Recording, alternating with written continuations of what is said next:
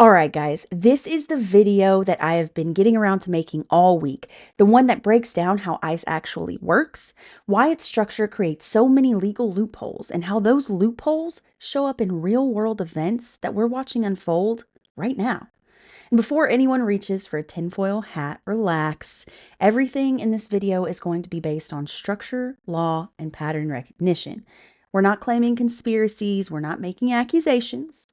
We're simply looking at how the design of this agency creates outcomes that truthfully and historically shouldn't surprise anyone.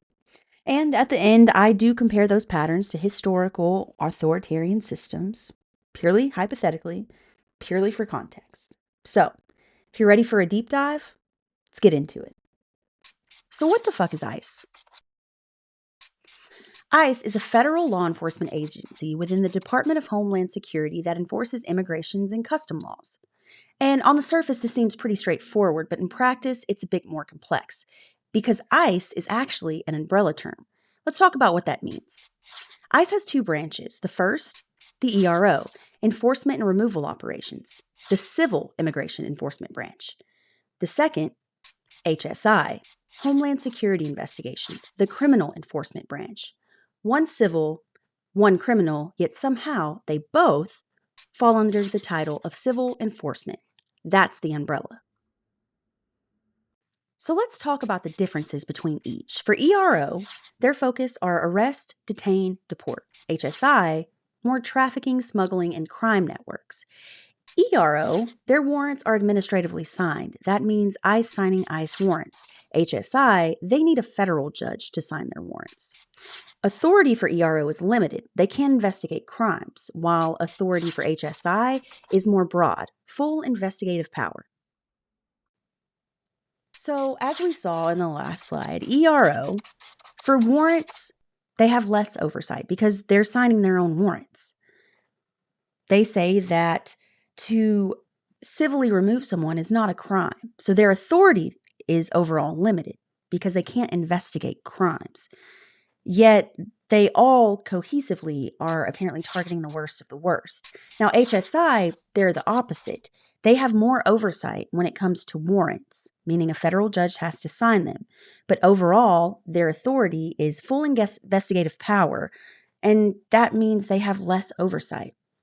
But what's important is what these two have in common. You see, they can both detain people temporarily, and they purposefully both share intel and run joint operations.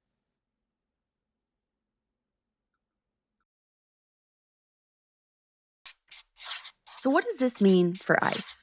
Well, when they work together, they share intel, they run joint operations. That lets them blur the legal limits. ERO claims that it can't afford basic accountability items like body cams. Meanwhile, HSI spends millions on spyware, surveillance tools, and even guided missile tech. But because they both wear the same ICE label, operations can swap responsibility when it's convenient. Criminal authority and civil authority becomes interchangeable, creating legal loopholes neither would have alone. So, what does this mean for immigrants?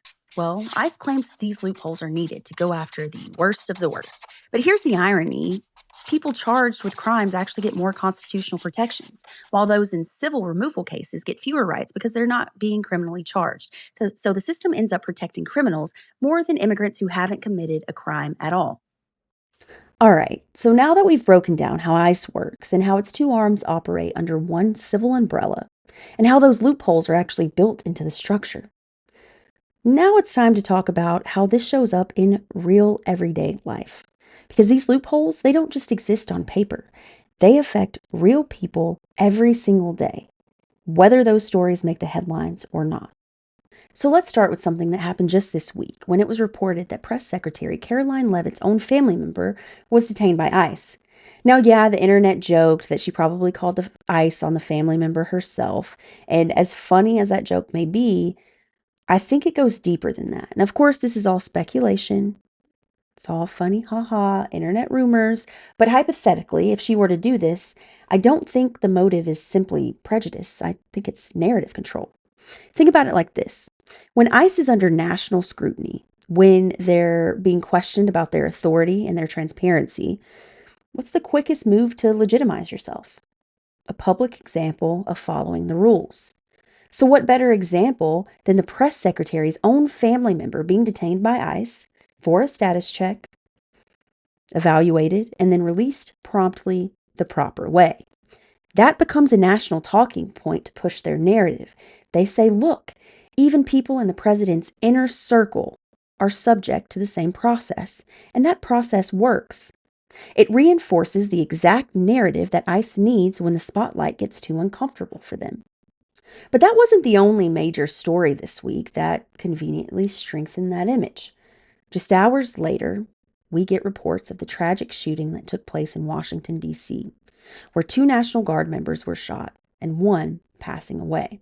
And I do want to say sincerely, from the bottom of my heart, that for the people affected in that, the family members, the loved ones, my heart and my sympathies go out to you. No one should die at the hands of a gun, because that death is 100% preventable. Let's talk about what really stood out to me. You see, the suspected gunman was reported to be an Afghan national. And no, I wasn't surprised when this administration immediately pushed the narrative that he was unvetted. Yes, he came to the U.S. in 2021. Biden was president. That part is factual. But what's far more interesting is that he wasn't granted asylum until 2025. And, well, we know who took office in 2025. And even more interesting, that individual reportedly had prior work history with the fucking CIA. That's something that federal authorities themselves have confirmed, yet the same administration calling him unvetted by Biden is skipping over the part where he directly cooperated with U.S. intelligence services. So here's the timeline. 4 years in the country, no violent criminal history, no red flags.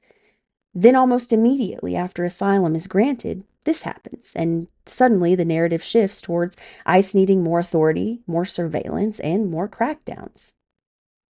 Then we got the statement this week that suggests anyone who undermines domestic tranquility could be denaturalized or stripped of citizenship. Now, that is an out-of-context phrase from the preamble of the Constitution. What's important is that it has no legal definition, no precedent, no boundaries, and no consistent interpretation. And that vagueness is not by accident. It's a fucking built-in feature. Vague language gives the government flexibility to push whatever interpretation benefits them at that moment.